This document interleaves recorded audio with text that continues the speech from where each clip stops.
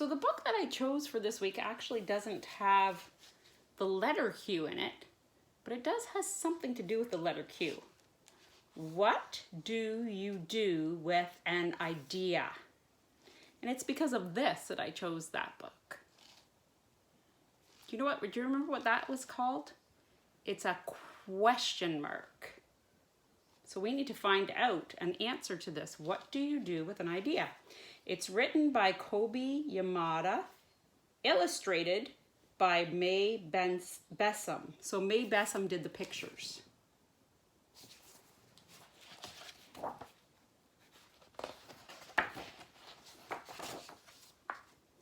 One day I had an idea. Where did it come from? Why is it here? I wondered. What do you do with an idea?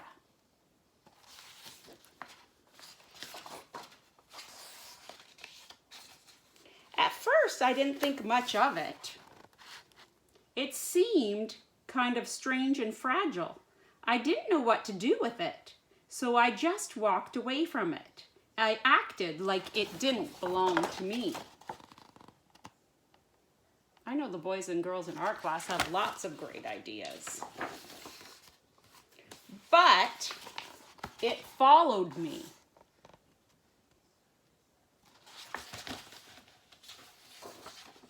I worried what others would think. What would people say about my idea? I kept it to myself. I hid it away and didn't talk about it. I tried to act like everything was the same as it was before my idea showed up.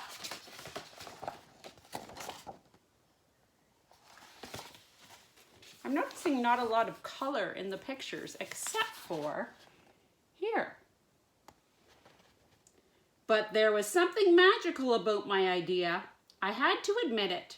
I felt better and happier when it was around.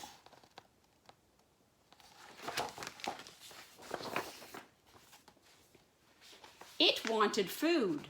It wanted to play. Actually, it wanted a lot of attention.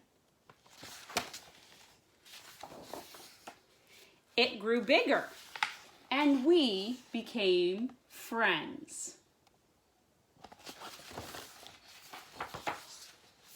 I showed it to other people, even though I was afraid of what they would say.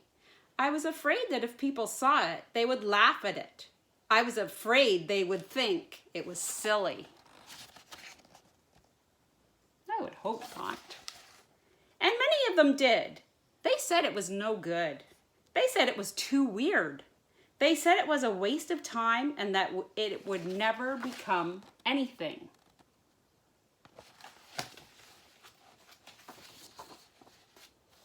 Do you think those are kind words?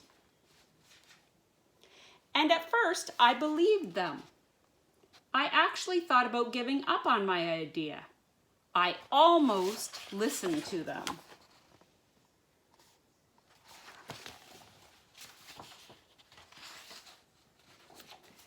But then I realized, what do they really know?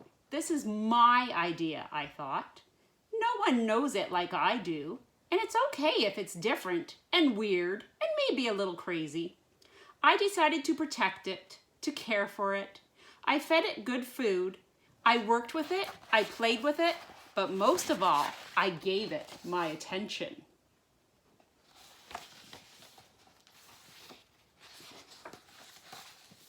My idea grew and grew, and so did my love for it.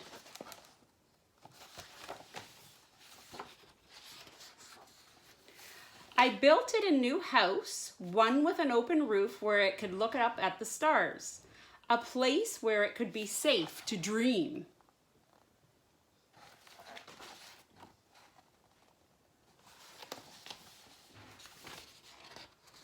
I liked being with my idea.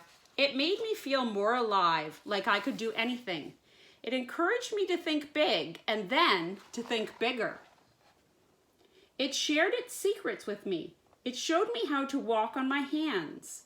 Because, it said, it is good to have the ability to see things differently.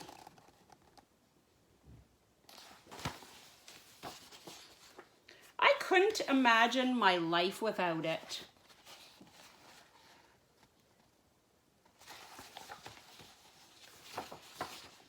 Then one day, something amazing happened. My idea changed right before my very eyes. It spread its wings, took flight, and burst into the sky. What do you notice changed on this page? So colorful. I don't know how to describe it, but it went from being here to being everywhere. It wasn't just a part of me anymore. It was now a part of everything.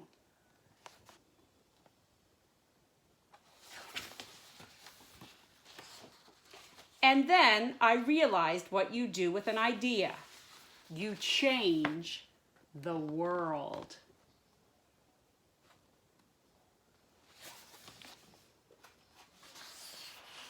And that's the end of the story. I was thinking as we were reading through that, looking at the crown here, that could be a king's crown, or another word that starts with Q, queen. I hope you liked that book. I liked it. And I hope you share some of your great ideas with your family and with Mrs. Fleming and Mrs. Davis.